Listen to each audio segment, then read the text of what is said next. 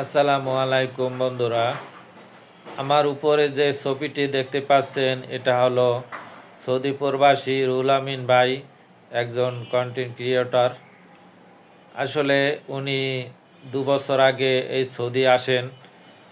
2 বছর আগে সৌদি আসার পরে তখন তার বাবা ইন্তেকাল করেন।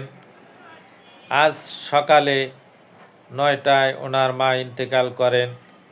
উনি আগামী 1 আগস্ট বিমানে টিকিট করেছিলেন, বাংলাদেশে আসবেন মাকে নিয়ে। কত না কত স্বপ্ন ফেসবুকে বিভিন্ন রকম পোস্ট করত মাকে নিয়ে, মায়ের জন্য ফ্যামিলির জন্য কত কিছু কিনেছিলেন, ওগুলা ফেসবুকে পোস্ট করত। হঠাৎ করে আজকে উনি শুনতে পান যে ওনার মা আজকে বিদায় নেছে চিরতরে দুনিয়া থেকে। ওনার আশা ছিল আগস্টের 1 তারিখ দেশে আসবে, মা ওকে ভাত খাওয়াইয়ে দেবে, মা ওকে রান্না করে খাওয়াইয়ে দেবে। কত স্বপ্ন ছিল, এই স্বপ্ন নিয়ে ফেসবুকে লেখালেখি করত। হঠাৎ করে আজকে এই সকালে খবর পেলাম আমরা। আসলে আমাদেরকে সান্ত্বনা দেওয়ার আর কিছু নাই।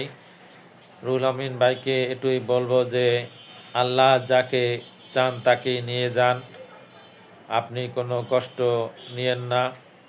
আল্লাহ ওনার হায়াত যতদিন রেখেছেন ততদিন উনি দুনিয়ায় ছিলেন। হয়তো আপনার ভাগ্যে ছিল না বাবার মৃত্যু দেখা, মায়ের মৃত্যু দেখা।